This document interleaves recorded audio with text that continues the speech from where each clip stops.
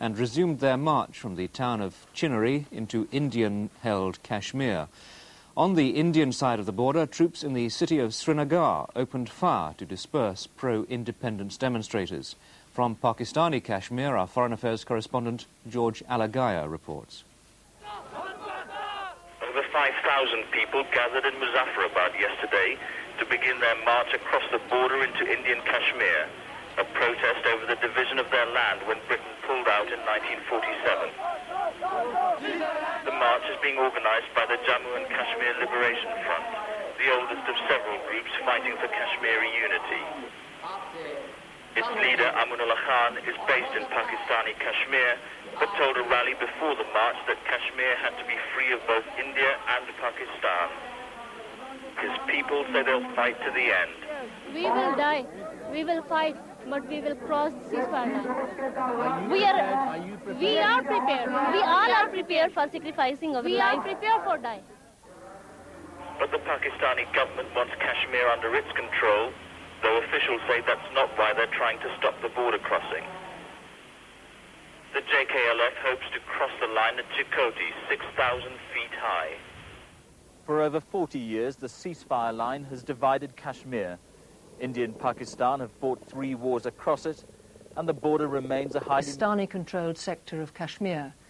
The demonstrators were attempting to march across the heavily defended frontier into the Indian sector. Many have been injured, and the Jammu and the Kashmir Liberation Front say its leader, Amanullah Khan, is amongst those arrested. The march is to commemorate the death 8 years ago of a leading Kashmiri independence. India and Pakistan have fought 2 wars over Kashmir, which is divided between them. The marchers were heading towards the border of the Indian sector when the Pakistanis stopped them near the town of Chakoti. From Kashmir, George Alagaya reports.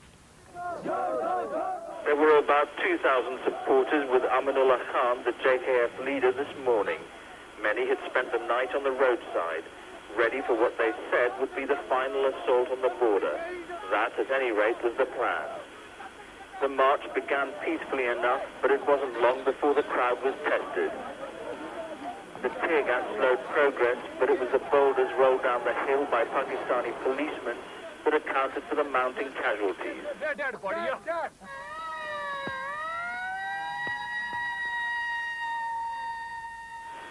Later, security forces resorted to rifle fire, apparently breaking their pledge to use minimum force. There are 3 confirmed deaths and reports that the figure could be as much as 10. Over 20 are in local hospitals. The Pakistani government says it sympathizes with the marchers, but wanted to prevent even greater bloodshed at the hands of India's border forces. By late this evening, there were just 3 roadblocks of clashes. Several thousand demonstrators were trying to march from Pakistan-controlled Kashmir over the ceasefire line into the Indian sector of the province.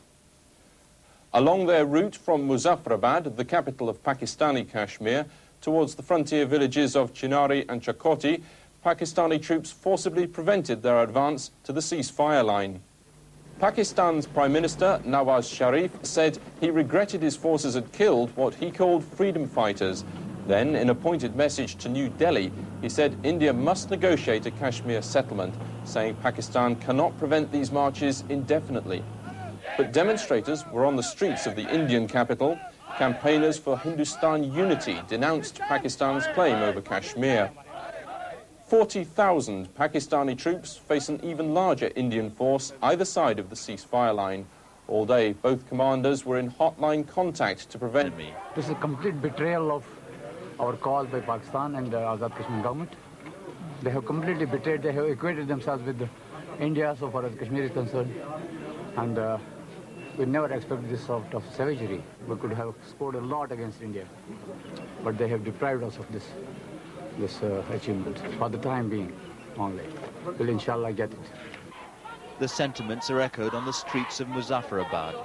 Pakistani dogs, these women are shouting. Just days ago, India was their target.